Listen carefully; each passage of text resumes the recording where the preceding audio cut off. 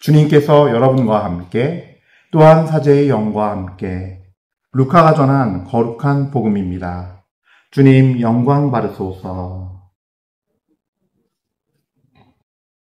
그때 예수님께서 벙어리 마귀를 쫓아내셨는데 군중 가운데 몇 사람은 저자는 마귀 우두머리 베엘제불의 힘을 빌려 마귀들을 쫓아낸다 하고 말하였다. 다른 사람들은 예수님을 시험하느라고 하늘에서 내려오는 표징을 그분께 요구하기도 하였다. 예수님께서는 그들의 생각을 아시고 이렇게 말씀하셨다. 어느 나라든지 서로 갈라서면 망하고 집들도 무너진다. 사탄도 서로 갈라서면 그의 나라가 어떻게 버티어내겠느냐. 그런데도 너희는 내가 베엘제불의 힘을 빌려 마귀들을 쫓아낸다고 말한다.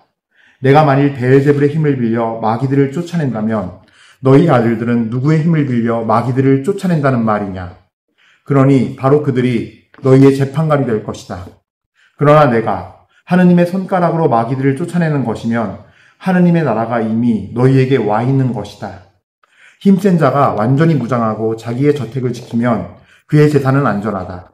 그러나 더 힘센 자가 달려들어 그를 이기면 그 자는 그가 의지하던 무장을 빼앗고 저희끼리 전리품을 나눈다.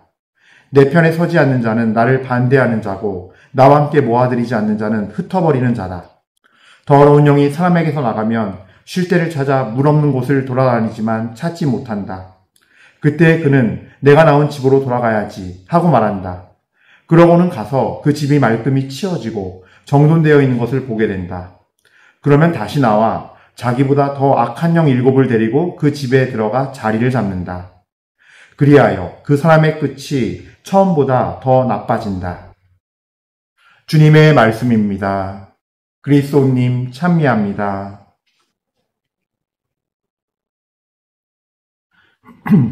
찬미 예수님, 은율 1830 교회 여러분들, 그래요. 이번 추석은 거의 비로 이렇게 뭔가 점철되는 것 같아요. 항상 흐리고, 비 오고, 어떻게 연휴 내내 이런데, 그래요. 여느 해와는 좀 다르긴 하지만, 이런 비가 우리 영혼 안에서도 은혜의 비가 되어서, 정말로 마지막 결실들이 잘 맺어지는 주님의 뜻과 계획에 따라서 당신이 의도하신 대로 우리 영혼의 날씨도, 마음도 이렇게 성령의 열매를 맺을 수 있도록 이렇게 인도해 주시는 길을 청해 봅니다. 그래서 이 또한 뜻이 있겠죠. 이 연휴 내내 이렇게 비가 내리는 것도 이 땅에 필요한 비가 아닐까. 이렇게 하면서 우리 영혼도 그렇게 인도해 주시길 청해 봅니다. 그래요. 우리 주님께 영광과 찬미 드리고 우리 주 예수 그리스도의 거룩하신 이름 사랑하는 우리 주 예수님 감사와 찬미를 드립니다. 홀로 영광 받으소서. 아멘. 자, 오늘 복음 말씀은요. 루카복음 11장 15절부터 26절까지의 말씀입니다. 굉장히 이 예수님께서 구마를 하시고 치유를 하신 얘기가 많이 나오지만 이 구마 후에 이렇게 논쟁이 붙는 내용이 이제 이 루카복음 11장에 이렇게 나오는데 베엘제불의 힘을 빌려 마귀를 쫓아낸다. 또 사람들이 의심이 되니까 또 다른 하늘의 표징을 보여달라. 막 이렇게 요구하는 상황이에요. 그래서 여기서 이제 예수님께서 아주 중요한 어떤 보이지 않는 영적 세계에 대한 단서들을 주십니다. 자, 먼저 오늘 제가 함께 나눌 1번은요. 전 크게 두 가지를 나눌 거예요. 바로 11장 18절 말씀이에요. 사탄도 서로 갈라서면 그의 나라가 어떻게 버텨내겠느냐. 지금 여기에 베엘제불이란 말이 나오고 사탄이란 말이 나오고 또 욥기에 등장하는 단어가 있죠. 레비아탄. 이 세 단어는 동의어라고 보시면 돼요. 바로 그 마귀의 두목, 마귀의 그 왕, 그 사탄의 세계의 왕인 사탄, 베엘제불, 레비아탄. 동의어라고 보시면 되는데 예수님께서 그 사탄의 세계를 나라라고 표현하세요. 나라라고. 그의 나라가 어떻게 버텨내겠느냐. 사탄이 서로 갈라져 싸운다면.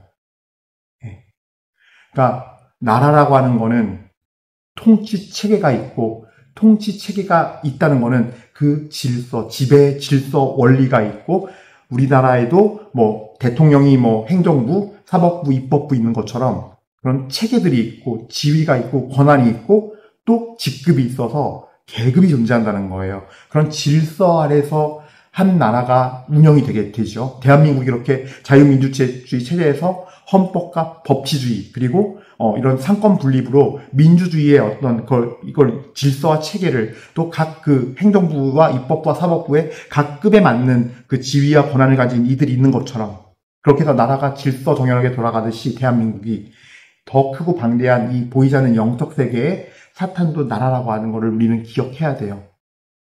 제가 한 얘기가 아니에요. 예수님께서 친히 하신 말씀이에요. 그의 나라가 어떻게 버텨내겠느냐. 사탄의 나라가, 베엘제불의 나라가 어떻게 버텨내겠느냐. 그래서 이 나라에 대한 이야기를 안 드릴 수가 없어요. 그러니까 우리가 생각하는 것보다 예수님께서 친히 그의 나라라는 표현을 쓸 정도로 체계적이고 실제적인 나라라는 거예요. 이 어둠의 우리의 원수의 영의 세계는. 하느님의 나라가 성부, 성자, 성령, 삼위일체신 하느님을 중심으로 있듯이 킹덤 오브 갓, 그 하느님의 나라가 하느님이 왕으로서 주인으로서 주권을 잡고 계시고 천사들도 뭐 케루빔, 세라핌, 일곱 대천사 다 있잖아요. 천사들 체계가 있잖아요. 수호천사까지 해서. 뭔지 알겠죠? 그렇게 하느님의 나라도 체계가 있는 것처럼 그 나라의 질서가 있는 것처럼 구체적이고 실제적이게 살아있다는 거예요. 여러분, 이런 얘기들을 안 받아들이시면 곤란해져요. 오늘 예수님께서 말씀하시죠. 11장 23절에 내 편에 서지 않는 자는 나를 반대하는 자고 나와 함께 모아들이지 않는 자는 흩어버리는 자다. 지금 예수님께서 그의 나라가 있다고, 그 사탄의 나라가 있다고 인정하시는데 여러분들 이것부터 동의하지 않고 모르겠어요. 받아들일 수 없어요. 신부님 지금 이상한 말씀하시는 것 같아요. 한다면 여러분 지금 예수님의 편에 서서 받아들이는 게 아니에요. 흩어버리는 자이고 반대하는 자의 편에 선 거예요. 그래서 정말로 실제적이고 구체적인 영적 세계는 그렇게 존재한다는 사실을, 그래서 빛이신 주님의 세계와 어둠의 세계인 그릇됨의 세계인, 죄의 세계인, 무질서와 혼란의 세계인, 우리를 지옥과 파멸로 이끄는 세계인 사탄의 세계가 있음을, 사탄을 왕으로 하는 세계가 있음을 받아들이시길 바랍니다. 먼저. 여러분, 제가 하나 말씀을 드릴게요. 시작하기에 앞서서. 자, 호세아서 6장 6절 말씀이에요. 정녕 내가 바라는 것은 희생제물이 아니다. 신이다. 번제물이 아니라 하나님을 아는 예지다. 우리가 번제물이 아니라 하나님을 아는 예지다 그랬잖아요. 우리가요, 정말로 미사성사 그냥 그 형식 그냥 갖춰서 열심히 한다고 되는 게 아니에요. 이 당시 이스라엘 백성에게도 호세아 예언자는 이렇게 말씀하셨어요. 야, 내가 지금 희생제물, 번제물 이게 아니야.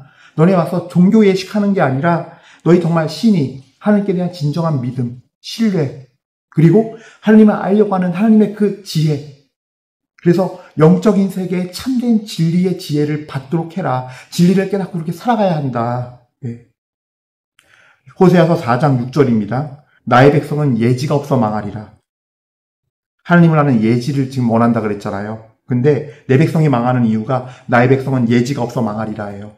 하나님을 아는 그 보이지 않는 세계의 영적 지혜들이 없어서 망한다는 얘기예요. 또 바룩서 3장 28절 말씀입니다. 그들은 예지가 없어 망하였고 생각이 모자라 망하였다. 하나님의 예지, 즉 보이지 않는 진리의 세계까지, 보이지 않는 영적 세계까지 보는 그 하나님께서 지니신 그 예지를 우리가 받지 않으니까 망하는 거고, 그걸 받지 않으니까 생각도 없어요. 생각할 게 없죠. 받은 게 없고 깨달은 게 없는데. 그러니까 망하였다는 거예요. 생각이 점점 모자라지는 거예요. 그래서 여러분들이 이런 시간에 영적인 세계를 얘기할 때 무슨 뚱딴지 같은 소리야가 아니라 잘 받아들이시길 바랍니다. 자, 첫 번째, 사탄도 서로 갈라서면 그의 나라가 어떻게 버텨내겠느냐에 대한 부분을 말씀드릴게요. 우리 역사는요, 치열한 정말 영적 싸움의 역사였어요. 근데 사탄은요, 그 나라의 시스템과 체계가 있고, 주님의 나라는 주님의 나라의 시스템과 체계가 있고, 그 나라가 목표하는 바가 있어요. 하나님의 나라는 인간들을 구원하는 거예요.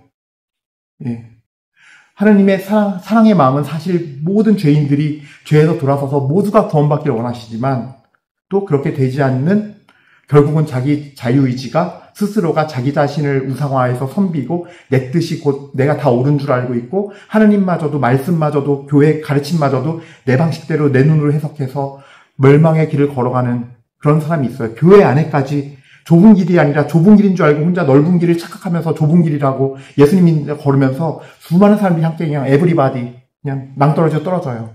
예. 그렇게 많은 영혼들이 애석하게도 죄인의 길에서 돌아서지 못하고 예지가 없어 망하고 깨달음이 없어 망하고 주님께 못 돌아와요. 이게 현실이에요. 예.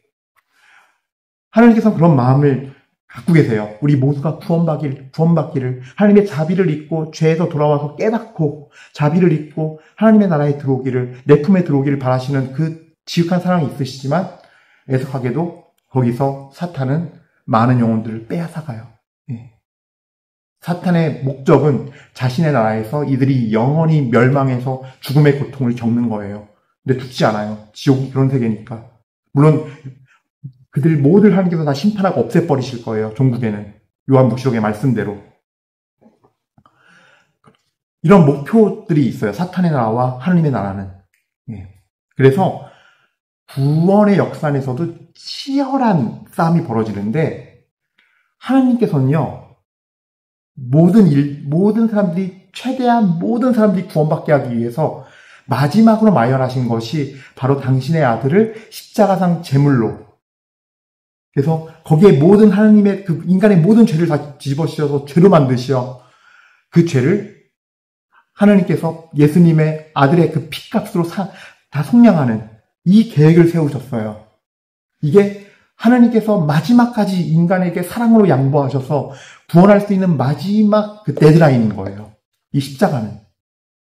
그래서 그 효과도 엄청나게 강해서 한 번 죽으심으로써 예수님 그리스도께서 한 번 제물로 바쳐짐으로써 영원한 효력을 나타내요.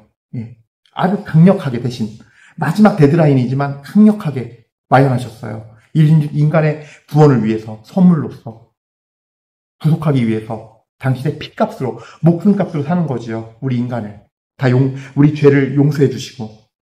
자, 근데 여기까지 가기까지 이제는 이 성경, 그러니까 줌아웃, 넓게 보는 거예요. 인류 전체 역사예요. 줌아웃의 이 표현은 줌아웃은 멀리 떨어져서 넓게 보는 거예요. 줌인, 쭉 돌아볼 거예요. 자, 사탄의 나라와 하나님의 나라 사이에는 치열한 싸움이 벌어져요. 어떤 싸움이냐? 영혼을 살리느냐, 영혼을 죽이느냐, 죽음으로 끌고 갈 거냐, 생명으로 끌고 갈 거냐, 싸움인데, 이 생명으로 가져가기 위해선 이 사탄의 세계가 너무나 체계가 교활하게 짜겨갖고 아주 거짓되고 악하기 때문에 하느님께서는요, 당신의 그 구원에 가장 필요한 순간순간마다 사람들을 숨겨 놓으세요. 그러니까 북방 전쟁이 붙었을 때 첩보전과 마찬가지예요. 상대방의 정보를 알면 어떻게 돼요? 지잖아요. 작전이 읽히고 계획이 읽히면 그 계획이 숲으로 들어가고 뭐 잘못되면은 또 그 계획을 실행했다가 전멸당하기도 하고 위험한 순간들이 생길 거 아니에요. 마찬가지예요. 예수님께서 오시기까지도 예수님만 놓고 말씀드릴게요. 그런 일들이 벌어지는데 가장 대표적인 게 열왕기 하권 11장이에요. 제가 이 얘기를 하는 이유가 있어요. 이 사탄의 나라는 어떻게든 하느님의 뜻이 이루어지는 거를, 하느님의 그 진리를 사람들이 알고 구원받는 거를, 회개하고 구원받는 걸 막아요. 어떻게든. 그게 목적이에요. 그래서 하나님과 멀어지게 하고 완전히 떨어지게 해서 사탄의 세계로 끌어들이는 거죠. 하나님 없이 살게 하고, 자기 자신만을 믿고, 하나님 없이 살게 하는 거예요, 사실은. 그래서 자기 뜻대로, 자기 마음대로 하고 싶은 대로 하다가 갈 수 있게 하는 거. 그리고 더더욱 이제 추구하는 거는 자신의 탐욕과 욕망을 따라 살게 하는 거. 그래서 특히 사탄이 더 좋아하는 무기는요, 뭐냐면, 성당에서 종교활동 잘해요. 근데 실제 삶에서 자기가 추구하는 마음의 가장 삶의 에너지는 내 아들의 출세, 내가 돈 버는 거, 다른 데 있어요. 근데 성당 잘 나가고 아주 번듯하고 하니까 자기 자신도 속아요. 내가 예수님 잘 믿고 예수님께서 날 사랑하실 거야. 그런 작품들을 사탄의 세계에서는 제일 좋아해요. 드디어 완벽하게 하나 잡았다. 사목회 회장을 만들어야겠다. 저 사람을. 내가 도와줘야지. 끊임없이 착각하게 만들어요. 물론 세상 교회에서의 직분도 하나님의 은혜 안에서 그 역할이 있고 거룩함이 있지만 그 거룩함을 오염시키고 속이고 위선으로 만들고 가짜로 만들어서 더럽히는 것이, 망치는 것이 바로 마귀가, 사탄이 우리에게 하는 역할이니까요. 왜냐면 사탄의 영역은 보이는 세계가 아니라 보이는 세계에서 우리 마음까지, 보이지 않는 영역까지 침투해 들어오니까요. 예. 그렇게 해서 우리를 망가뜨리는 게 어쨌든 사탄이 하는 일이에요. 계속 얘기가 길어지네요. 좀 나갈게요. 근데 제가 줌인아웃을 하는 거는요, 이 인류 구원을 위한 계획의 싸움이 나라끼리 붙은 거예요. 즉 그 역사를 우리가 살고 있다는 거예요. 현재 이 시간에서. 열왕기하권 11장에 보면요, 이 남유다의, 그러니까 유다 왕국이죠. 아하지야의 어머니 아탈랴. 이 아탈랴는요, 북이스라엘의 아합과 이즈벨의 딸이에요. 그래서 동약 결혼을 시켜서 이제 유다 땅에서 아하지야의 이 아하지야는 죽은 왕자고 아하지야가 이제 죽게 돼요. 그래서 아탈랴는 자기 아들이 죽은 걸 보고서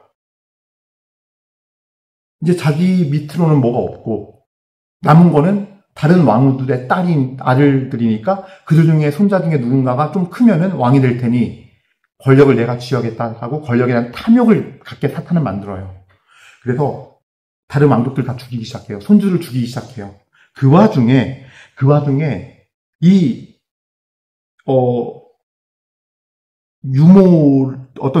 유모가 있는데 아탈랴의 손에서 그 요아스라는 왕자 갓난 아기를 빼요. 그래서 유일하게 살아남아요. 자, 보세요. 그 뒤에 이 요아스가 7살 돼서 왕이 돼요. 근데 요아스를 도와주던 세력들이 있어서 예루살렘 성전의 사제와 함께 다 같이 한마음이 되어서 이 요아스를 살려내요. 그래서 7세에 왕이 오르고 아탈랴는 죽어요. 죽임을 당해요. 이게 열왕기하권 11장 1절부터 20절까지의 말씀인데, 자, 이 사건이 아탈랴라는 여자가 자기가 권력을 잡고 오래 누리기 위해서 탐욕을 부린 거지만, 줌인에서 보면은 한 개인의 탐욕이지만, 줌아웃에서 인류 역사를 보면 뭐예요? 하나님께서 약속하셨거든요. 2세의 그루터기, 유다의 사자, 유다 지파에서 왕이 나올 거라고 그랬어요. 유다 지파에서 예수 그리스도께서 참된 왕이 나오셔서 인류를 구원하시는 참평화의 왕이 될 거라고 그랬어요. 근데 유다의 핏줄을 끊으려는 거예요. 사탄은 다시 줌인할게요. 아탈랴의 개인의 권력욕과 탐욕을 이용해요. 한번 쭉 넓혀볼게요. 하지만 인류 역사에서 보면은 유다의 피가 끊기는 거는 하나님의 약속이 성취되지 않는 거예요. 즉 뭐예요? 사탄은 한 개인에게 또 마찬가지예요. 우리 한 개인의 인생에도 마찬가지로 아주 작은 틈을 이용해서 하나님과의 관계가 끊어지게 만들고 우리를 죽음으로 만들고 구원에서 멀어지게 만들어요. 구원에서 끊어버려요, 우리를. 뭔지 알겠죠? 이게 사탄의 나라에서 사탄이 하는 일이에요. 아주 작게는 한 개개인에게, 그리고 그 개개인에게 들어간 그 틈을, 아주 작은 틈을 이용해서 이렇게 인류 전체에는 엄청난 일이 벌어지게끔 만드는 일을 해요. 그래서 요아스 왕이 살기 위해서 유모가 함께 잘 빠져나가서 성전에서 몰래 키웠어요. 그래서 하나님께서는요, 이런 영적 전쟁, 끊임없이 보호하고 숨기시고, 당신의 영혼들은, 그래서 때가 될 때까지, 때가 이루어질 때까지, 하나님의 그 때가 이루어져서 그 일을 성취할 때까지 하나님의 보호하심 속에서 있어요. 신기하게도. 다른 예를 들게요. 바로 예수님이에요. 자, 우리는 예수님께서 베틀레헴에서 태어나신 거를 그냥 정말 모든 사람들을 구원하기 위해서 가장 낮고 비천하게 임하셨습니다. 맞는 메시지예요. 근데 이게 또 다른 측면이 있어요. 자, 헤로데도 몰랐고 유다의 왕실도 몰랐어요. 베틀레헴에서 한 마구간에서 아이가 태어난 게 왕이 태어났다는 사실을. 어떻게 알게 돼요? 동방박사가 계시를 받고 별을 보고 세 사람이 찾아오죠. 그때가 비로소 난리가 나요. 왕은 나고 내 핏줄이 왕이 돼야 되는데 다른 가문에 누가 왕이 된다고? 그 어린이 좀 알아봐 달라고. 그리고 보내요. 보낸 이유는 그 동방박사를 통해서 정보를 계속 죽이려고. 내 권력과 내 후손의 권력을 유지하기 위해서 한 인간의 탐욕이에요. 역사에서 봤을 때는. 인간 세상사에서 봤을 때는. 그러니까 영적으로 봤을 때 뭐예요? 예수님이 태어나자 사탄의 세력은 그 탐욕의 마음을 불러일으켜서 그 일을 실행할 수 있는 자인 헤로데 왕이 죽이도록 한 거예요. 이게 바로 사탄의 나라에서 하는 일이에요. 왜 구원의 역사가 이루어지니까 이제 곧. 33년 뒤에는 십자가상에서 뭔지 모르겠지만, 마귀들은 몰라요. 뭔지 모르지만 구원의 역사가 이루어지니까요. 하나님의 시선에선 33년 뒤에 십자가의 그 당신의 거룩하신 피로 우리를 다 구원하시는 거니까요. 그러니까 하느님께서는 그래서 베틀레헴에서 여관방에서 아이를 못 낳게 해요. 여관방이었으면 정보가 흘러서 금방 들어갔을 거예요, 왕에게. 소문이 나서. 근데 아무도 성경의 예언서의 말씀대로, 그 예언서 말씀이 있잖아요. 베틀레헴아, 너는 작은 고을이 아니다. 너에게서 영원한 인도자 왕이 태어날 곳이다. 라는 말씀을 숨기시기 위해서 그 예언의 말씀은 성취가 되는 게 맞는데, 그게 누군지 숨기기 위해서 베틀레헴의 여관방이 아닌, 소문날 만한 사람들이 많이 모여있는 곳이 아닌, 인간의 눈으로는 비천하기 짝이 없고 더럽기 짝이 없는 곳이지만, 영적으로는 여기서 인간 사이에서, 이 여관방에서 벌어지는 온갖 얘기들, 온갖 더러운 말들, 거기서 벌어지는 음행들, 이런 죄의 현장에서 벗어나서, 죄덩어리인 인간의 자리에서 벗어나서 그냥 버려져 있거나 혹은 정말 소와 말과 양이 있는 마구간에서 태어나신 거예요. 그리고 인간의 눈으로부터 인간의 눈을 통해서, 입을 통해서 마귀는 역사하기 때문에, 그래서 헤로데에게 전달되지 않게끔 하기 위해서 분리시키고 구별시킨 거예요. 그리고 그 가장 사탄이 못 알아보는 공간은요, 비천하고 낮은 마음, 겸손한 마음일 때 사탄은 못 알아봐요. 그래서 비천하고 겸손하고 가장 가난한 모습으로 오신 거예요. 그 가난한 마음, 낮은 마음, 겸손한 마음 앞에 마귀는 알아보지도 못하고 이길 수가 없어요. 당해낼 수가 없어요. 마귀가 장님이 돼버리는 역사가 벌어져요. 사탄은 장님이 돼요. 겸손함과 비천함과 낮아지는 마음 앞에. 눈이 가려지면 아무것도 못하잖아요. 즉 아무것도 할 수 있는 힘이 없어져 버려요. 그러면서 이 나라 간의 싸움에서 치열한 첩보전으로 하나님의 계시의 비밀을 숨기고 인간이 알아듣지 못하게 하고 그 정보가 그 순간에 새어나가지 않게 해서 보호해 주신 거예요. 나중에 알려질 때가 될 무렵에 어떻게 해요? 이집트로 피신 가게끔 요셉의 꿈에 나타나서 알려주신 거예요. 그래서 잉태 탄생부터 해가지고 이 모든 게 요셉 성인과 성모님이라는 정말 원죄 없으신 우리 성모님, 그 다음에 정말 순종의 믿음의 사람, 정말 의로운 사람 요셉, 이 두 분을 통해서 철저하게, 그러니까 비밀에 가려서 준비가 된 거예요. 철저하게. 이러면서 헤로데는 한 개인의 탐욕이 사실은 인류의 구원을 막고 끊어버리는, 인류를 완전히 영원한 멸망으로 치닫게 하는 사건이 될 수 있었는데, 하나님께서는 또 그걸 가려서 알지 못하게끔, 사탄의 세계에서는 눈에 불을 켜고 이제 때가 됐는데 이 구원자가 어디 나올 것이지, 이 메시아라는 존재가 어디 나올 것이지 했지만, 가난과 겸손과 비천함의 그 구유로 피신시켜서 하느님의 또 다른 지혜, 이게 바로 하나님의 예지고 구원의 의지예요.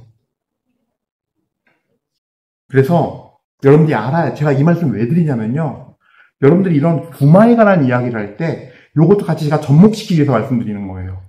어떤 잘못된 개념들을 갖고 있냐면요, 첫 번째로 교황청에서 허가받은 사제들만, 거기서 교육받은 사제, 수도자, 그런 사람들만 마귀를 쫓을 수 있다. 그럼 사탄, 베엘제불의 입장에서는 너무 쉬워요. 저기를 쑥대만 만들면 되겠네. 거기에 그런 어떤 능력과 영적 권능을, 그런 것이 없다는 것이 아니에요. 주님의 임재가 없다는 것이 아니에요. 다만, 주님께서는 그런 사탄의 전략들을 이미 인류 역사를 통해서 너무나 끊임없이 겪어왔기 때문에 한정 짓지 않아요. 제한 짓지 않아요. 그리고 뭐가 위험하냐면요, 하나님께서 교회에게 허락하셨어요. 네, 맞아요. 교회가 땅에서 매면 매이고 풀면 풀려요. 그런 권한을 주셔서 허락하셨어요. 그러나 한편으로는 하나님은 그 제도에 속해 있지 않아요. 엘리야가 어디서 등장했어요? 엘리야가 어디서 등장했는지 성경에 안 나와요. 몰라요. 모세가 파라오 왕에서 그 이집트에서 받은 그 용병술이니 정치학이니 이런 걸로 60만 이스라엘의 영도자가 됐어요? 아니에요. 쫓겨나서 파라오와 그 이집트 백성들에게 내 눈으로 봤을 때는 쫓겨나서 어디 갔는지 모르는 도망자예요, 그냥. 그 도망자가 이드로 밑에 들어가서 거기서 이제 딸과 결혼하고 거기서 호렙산에서 40년간 양을 치면서 하느님이 친히 왕의 수업을 시키셨어요. 영도자의 수업을 시키셨어요. 예. 숨겨놓으셨어요. 40년을. 미디안 땅 광야에서. 예. 그러니까 이런 걸 생각한다면 다윗도 보세요. 그 이사의 집에 갔는데 다윗은 그 식사 자리에 부르지도 않았어요. 넌 양이나 치고 있어. 나이도 어리고 넌 너무 네가 뭘 알겠니? 무시하고서. 하지만 하나님은 눈이 거기가 있었어요. 바로 왕으로 만들었어요. 골리앗 쳐 이긴 다음에 사울 왕의 온갖 시기와 미움받아서 아둘람 굴에 숨어서 지내면서 그 긴 세월을 수업받았어요. 또 파라오의 그 재상 요셉 창세기에 나오는 요셉, 그 요셉이 왕의 수업을 받고 엘리트 코스 받나요? 아니요. 노예로 팔려가서 포티파르 밑에서 소위 말하는 그 아주 유명한 그 무관 행정 관리자 밑에 있으면서 그 집안을 관리하는 걸 배우고 거기서 필요한 것들 배우고 또 감옥에 가서 포티파르의 감옥이었으니까 왕실의 사람들이 왔단 말이에요. 죄인으로. 정치범들 그런 사람들 밑에서 또 배우고 거기서 그 감옥에서의 살림을 또 배우고 관리하는 법 배우고 그러다가 하나님께서 그렇게 보이지 않게 숨겨놓고 왕의 수업을 하시다가 하나님께서 때가 되자 그를 재상으로 만들었어요. 그러니까 이렇게 하느님의 나라는 당신의 뜻에 의해 따라서 진짜들은 숨겨놓으세요. 예. 그러니까 잘못된 개념을 갖고 있으면 안 돼요. 예. 하나님의 진짜 사람들은 비천함과 가난함과 가난한 마음, 비천하고 겸손한 마음, 순종하는 마음으로 이렇게 대단해 보이지도 않고 세상의 눈에서는요. 뭔가 특별해 보이지도 않고 그냥 평범하기 지극해요. 그냥. 예. 그게 바로 하느님의 방법이라는 거. 왜냐면은 눈에 띄고 인정받고 뭐한 사람은 바로 마귀의 표적이 돼요. 예. 될 수밖에 없어요. 넣어줄 게 너무 많아요. 교만한 마음 넣어줄 수 있죠. 인정받는 거 갈구하는 마음 넣어줄 수 있죠. 또 저 사람이 나보다 더 잘 나가는 것 같으면 시기 질투하는 마음 넣어주지요. 더러운 영들이 공격하기 딱 좋은 타겟이 돼버려요. 그래서 하나님의 진짜 사람들은 하나님께서 끊임없이 연단하시면서 또 숨겨놓으시고 필요하신 그 시간까지 당신의 때가 이르기까지는 철저히 숨기면서 당신의 때 이를 때 하나님 안에서 하나님의 일을 정말 해나가는 사람, 순종하며 해나가는 사람이 되는 것이죠. 이게 바로 하나님의 사람이고 바로 사탄의 나라는 그런 영혼들을 잡아서 어떻게든 멸망의 길로 가게 하려고 끌어들이려고 우리를 정말 먹잇감 찾아다니듯이 으르렁거리는 사자처럼 배고픈 사자처럼 찾아다닌다는 거예요. 예. 이거를 꼭 아셨으면 좋겠어요. 이런 영적 원리들을. 두 번째로는요. 나눌 말씀은 오늘 말씀이 기네요. 자, 루카복음 11장 24절부터 25절이에요. 예. 더러운 영이 사람에게서 나가면 이제 어떤 일이 벌어지는가예요. 이 더러운 영이 사람에게서 안에 있다 나가면 찾아다니다가 다시 와요. 근데 여기가 중요해요. 그 집이 말끔히 치워지고 정돈되어 있는 것을 보게 된다. 되게 좋아 보이는 말씀이잖아요. 이 말씀은 좋은 게 아니라 큰일 난 거예요. 왜냐? 다시 와서 나보다 더 힘센 악한 영 7을 데리고 들어와 버려요. 왜? 내가 쫓겨나갈 때 내가 힘이 약했기 때문에 더 센 7 친구를 데리고 와서 이걸 내가 완전히 차지해야지. 그러면 그 사람의 끝은 처음보다 더 나빠진다. 근데 이게 무슨 말씀인지 잘 모를 거예요. 자, 첫 번째로 여러분들 더러운 영이 사람에게서 나가면 할 때 더러운 영이 영화에서나 드라마에서 보는 것처럼 멀쩡한 사람이 갑자기 막 이상한 스산하고 막 공포스러운 기운을 느끼더니 막 갑자기 확 들어와서 갑자기 사람이 이상해지고 이게 아니에요. 이 영화나 드라마가 많이 망쳐놔요. 예. 어떤 거냐면 더러운 영은 사람에게 어떻게 들어오냐 이것부터 아셔야 돼요. 여러분, 자, 뼈 아픈 얘기 할게요. 이제부터. 자, 사제고 성직자고 수도자고 평신도고 다 소용없어요. 이 제도적 교회에서. 내 마음이 자기 탐욕을 못 이겨서 자기 욕심을 못 이겨서 죄를 짓기 시작해서 그 죄를 완전히 동의해서 완전히 내 마음을 오픈해서 그 죄를 즐기잖아요. 그러면 예를 들어서 뭐 판단하고 정지하는 거예요. 어떤 계기로 너무나 상처를 받아서 이 안에 미움이 해서 내가 주체가 안 되게 미워해요. 계속 미워해요. 매일 미워해요. 밥 먹다가도 그 사람 없는데, 안 만난 지 꽤 됐는데도 그 생각만 하면 화가 나요. 그래서 혼자 있는 방에서도 혼자 막 그 사람이랑 싸우고 있어요. 막 내가 막 때리고 있고, 막 칼로 상상으로 막 찔러 죽이고 있고, 아니면 그 사람 막 완전 망하는 거 보면서 내가 끼리끼리거리고 좋아하고 있고, 이렇게까지 내 마음이 주체할 수 없을 정도로 동일해서 끌려가잖아요.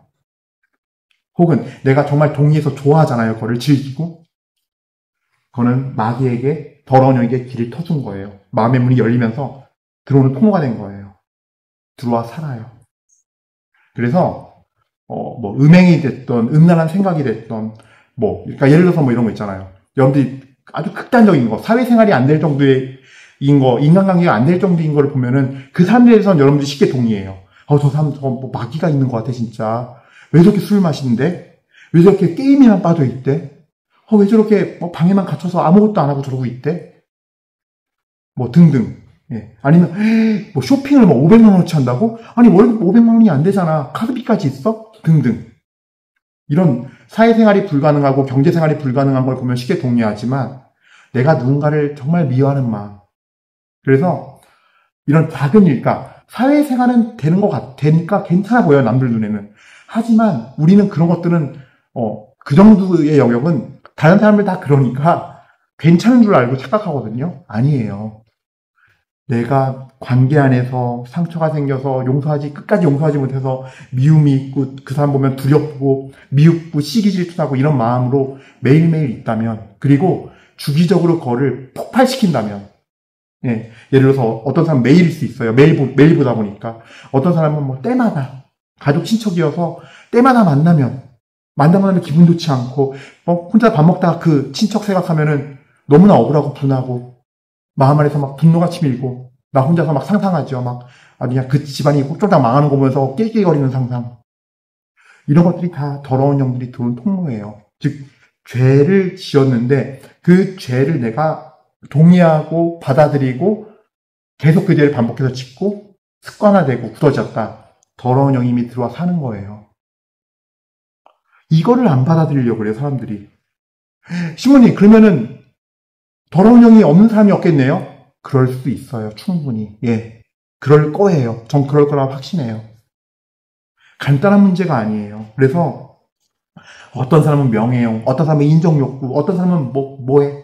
마귀들은요, 내가 상처받는 거라던가 결핍감, 상황이나 어떤 거에 의해서 그게 상처가 돼서 한이 돼서 결핍감 안에서 나오는 행동들 안에 많이 기생해서 붙어요. 혹은 그리고 그걸 죄로 내오죠. 제일 대표적인 게 내가 상처를 크게 받아서 그 사람에 대한 미움이 생길 때 분노하거나 판단하거나 혹은 그 스트레스를 못 이겨서 술로 가거나 도박으로 가거나 아니면 어떤 음행으로 가거나 이런 식으로 이제 이 안에 들어와서 육의 행실의 열매를 맺기 시작하는 거예요. 예. 그래서 개념이 잘 잡혀 있어야 돼요. 예. 내가 우상 숭배할 때, 그리고 죄를 지을 때, 상처를 통해서 이 세 가지가 기본 루트라고 생각하시면 돼요. 더러운 영이 이 마음의 문이 열리고 뚫리는 그때 틈타서 나도 모르게 들어와요. 없는 척하고 살아요. 그러면서 자꾸 나로 하여금 정기적으로 죄를 짓게 만들어요. 안에 있는 더러운 영이 배가 고프면 죄를 짓는 거예요. 근데 그것이 내가 잘 뚫리고 내가 쉽게 그 유혹에 넘어가면은 그걸 통해서 자꾸 배를 채우려고 그래요.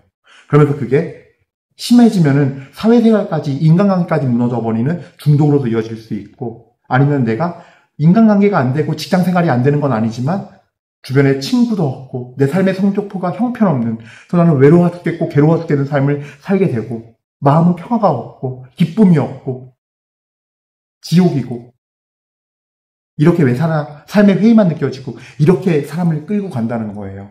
예. 자, 근데 그런 더러운 영이 사람에게서 나가면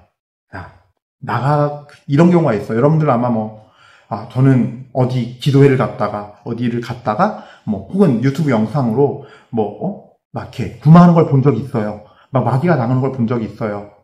그렇게 진짜 카파르나움 회당에서 예수님께서 하셨듯이 그렇게 강권으로 쫓는 경우도 있어요. 근데 그게 꼭 좋은 게 아닌 게요. 이 말씀이 그대로 적용돼요. 왜냐하면은 중요한 게 뭐냐면요. 많은 사람들이 뭐 치유가 되고 어떤 정신적인 어떤 문제가 해결이 되고 하면요. 그게 뭐냐면 그 집이 말끔히 치워지고 정돈되어 있는 것을 보게 된다예요. 그러니까 우리도 보고 마귀도 봐요. 다 이제 막 해집어놓고 엉망진창으로 삶을 만들었던 그 유혹해서 만들었던 그 존재가 떠나가고 없으면 평화가 찾아오고 이제 조용해지거든요. 자기 스스로가 좀 이제 정돈을 하기 시작해요. 그래서 깔끔해져요. 맞아요. 거기까지는 맞아요. 근데 문제는 뭐냐 하면 빈집이라는 거예요. 주인이 없는 빈집 상태예요. 그냥. 그러면 그 다음부터 해야 할 일이 뭐냐? 이 정돈을 하는데 그냥 정돈이 아니에요. 주인이신 주님께서 그 영혼을 차지해야 돼요. 주님의 집이 돼야 돼요. 성전이 세워져야 되고 내 집이 아닌 주님의 집으로 주님께서 원하시는 자리에 원하는 것이 놓여있는 영혼의 집, 성전이 돼야 되는 거예요. 거룩한 성전이. 그러려면은 뭘 해야 되느냐? 첫 번째로는요, 주인 바꾸기. 이게 회개 여정에서 필수예요. 내 주인이 바뀌어야 돼요. 내 자아에서 주님으로. 예수님께서 원하시는 곳에 원하는 물건들이 있어야 돼요. 내 영혼을 들어왔을 때. 원하시는 곳이 출입구가 돼야 되고, 신발장이 있어야 되고, 그런 것처럼. 그리고 그걸 하는 작업이 뭐냐면, 회개인데, 회개는 어떻게 하느냐? 내가 주님 말씀을 듣는 걸로 시작하는 거예요. 말씀을 보고, 읽고, 묵상해야 돼요. 그리고 그 말씀을 따라서 살아가야 돼요. 삶의 우선순위, 그러니까 놓여있는 위치가 바뀐다는 건 순서가 달라진다는 거거든요. 하느님의 순서가 돼서 내 영혼이 정리가 돼야 진리 안에서 굳건히 서게 되고 주님의 음성을 알아듣고 영원한 생명을 향해 갈 수 있다는 거예요. 그 여정이 회개 여정이고 다른 말로는 예수님께서 나의 삶의 주인이 되는 여정이에요. 그러면 내 자아를 갖다 버리시느냐? 아니에요. 당신이 왕자리에 딱 내 영혼의 왕자리에 1인자의 자리에 앉으시면 저를 안아서 그 자리에 같이 딱 안겨주세요. 함께 일치해서 가는 거예요. 근데 우리는 치유되고 뭐 정신이 돌아오고 뭐 좀 살게 되고 정상적으로 생각하는 것 같으면은 다 끝났다고 손 놔버려요. 제일 중요한 작업인 주님이 주인 되는 주인 바꾸기 작업, 그 말씀으로 끊임없이 그 자리를 채워나가야 되거든요. 그 어질러져 있던 자리를 내 방식으로 내 질서로 정돈하는 게 아니라 주님 말씀으로 정돈해서 그럴 때 주님 안에서 정돈이 되면서 그 안에 가장 강력한 주인이 자리하고 있고 함께 하심으로써 이 더러운 영이 왔다가 어이쿠야 나 가야겠다. 우리는 저긴 도저히 안 되겠다. 물론 틈은 계속 노려요. 계속 와서 봐요. 근데 항상 올 때마다 그 집이 깔끔하게 정리가 되어 있는데 주인이신 예수님께서 다 좌정하고 계시고 말씀 충만하게 성령 충만하게 있으면은 올 때마다 그러면은 처음에 7명 데리고 왔다가 14명 데리고 왔다가 20명 데리고 왔다가 100명 데리고 왔다가 나중에는 안 된다는 걸 아는 거예요. 마귀는 끊임없이 찾아와요. 다시 뺏어가려고. 하느님한테 예수 그리스도에게 반기를 들고 테타를 일으킨 세력이에요. 지는 건 죽음을 의미해요. 한 영혼을 뺏기는 건 죽음을 의미해요. 자기들에게. 테타예요. 그 권력을 뺏는 게 목적이에요. 강력하게 저항해요. 한 번 한다고 끝나는 게 아니고 그냥 우리 치유됐네 끝났네 해서 끝나면 안 되는 거예요. 그건 세상 사람들, 믿음이 없는 사람들, 예수님 모르는 사람들이죠. 왜냐하면 예수님 모르는 사람들은요. 안 아프고 정신 건강 문제 없고 평안하고 행복하면은 축복받았다 잘 산다 이렇게 얘기하거든요.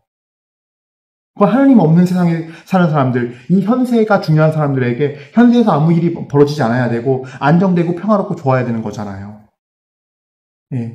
그러나 영적인 세계에서 보이지 않는 세계는 전쟁이에요. 두 나라에. 한 영혼을 놓고 치열하게 싸워요. 정돈되고 치어진 걸로 좋아하는 게 아니라 그 다음이 진짜 중요한 거예요. 말씀을 계속 끊임없이 공급받으면서 말씀 안에서 기도드리고 또 이 미사도 이 미사의 순서가 말씀의 전례가 있고 성찬의 전례가 있는 것처럼 우리 삶도 마찬가지예요. 말씀이 있을 때 주 예수님의 현존이 들어오는 거예요.